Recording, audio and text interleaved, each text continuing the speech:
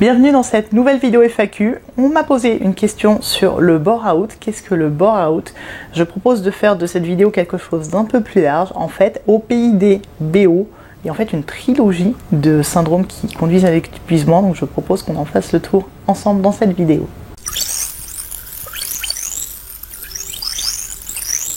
On parle beaucoup de burn-out. Le burn-out est ce qu'on appelle un épuisement professionnel. On a vu ensemble que ce n'était pas forcément professionnel. Il y a aussi du burn-out maternel, parental, entrepreneurial, burn-out des indépendants, burn-out des soignants, des agriculteurs, des étudiants, des enfants maintenant. Donc c'est beaucoup plus large que ça. On a en point commun cette notion d'épuisement par un stress chronique, donc un stress qui va s'accumuler dans le temps avec soit plein de petits stress répétés, soit un gros stress latent qui dure en permanence et parfois le cumul des deux parce que le burn-out est très souvent multifactoriel.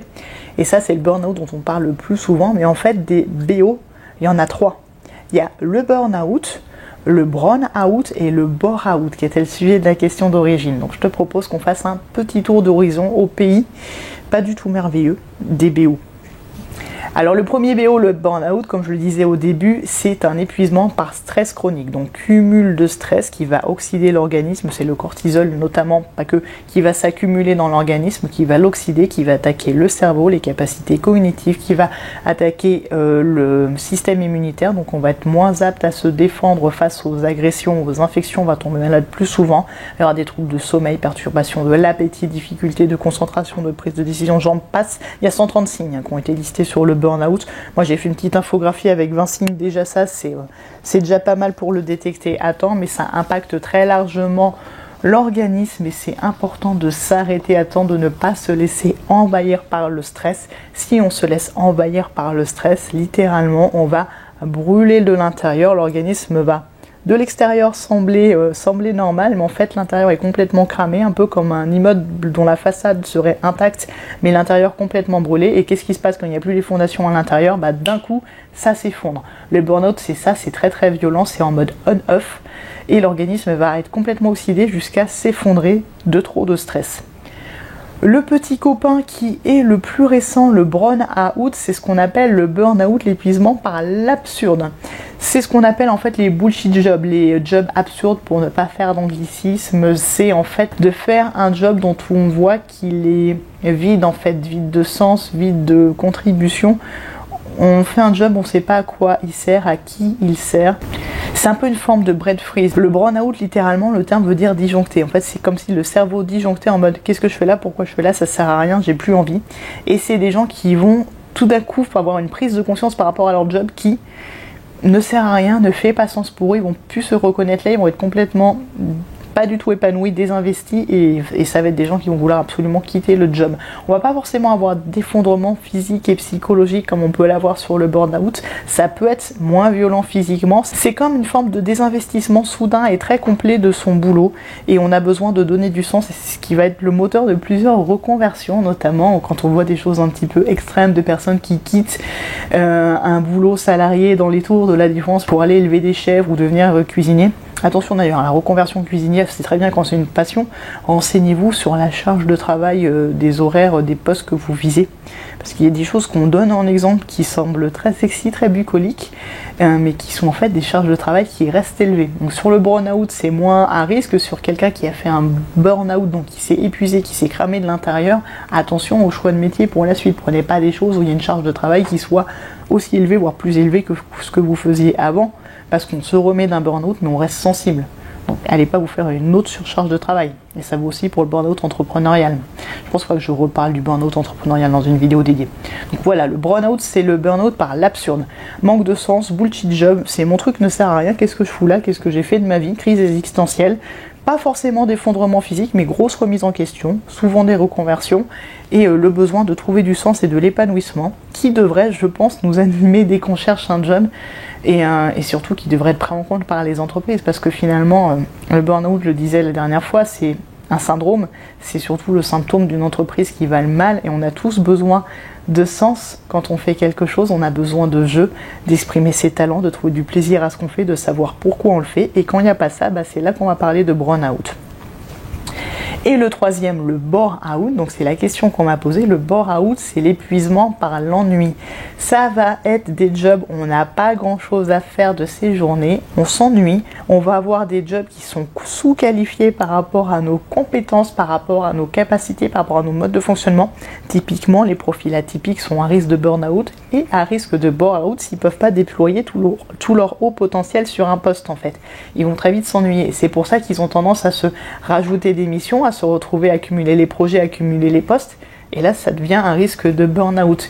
Il y a vraiment une notion de navigation entre le risque de burn-out et le risque de burn-out sur les profils atypiques. On va vraiment être très très attentif. Ça va être aussi les personnes qui sont mises au placard, donc qui n'auront plus rien à faire. Et ça va être les personnes qui ont fini un gros projet, notamment sur des logiques de fonctionnement par projet, qui ne sont pas tout de suite réinvesties sur autre chose et du coup qui vont se retrouver à plus savoir quoi faire de leur journée. Et il va y avoir un gros delta en fait entre un projet qui a pris beaucoup de temps et beaucoup d'énergie avec des grosses journées, un gros investissement et le vide derrière qui peut être assez difficile à gérer et souvent ça va jouer sur l'estime de soi, la valeur perçue personnelle et on va être plus sur une dynamique qui risque d'amener sur le long terme à la dépression quand on le prend personnellement, mais qui peut aussi être une superbe opportunité si on a l'espace de liberté nécessaire pour se former à de nouvelles choses, de nouvelles compétences, de nouveaux apprentissages, à proposer de nouveaux projets en interne. Ça peut être le début d'une belle aventure entrepreneuriale que d'être dans une situation où on n'a pas forcément assez de travail sur un poste donné, sous réserve là encore qu'on ait une possibilité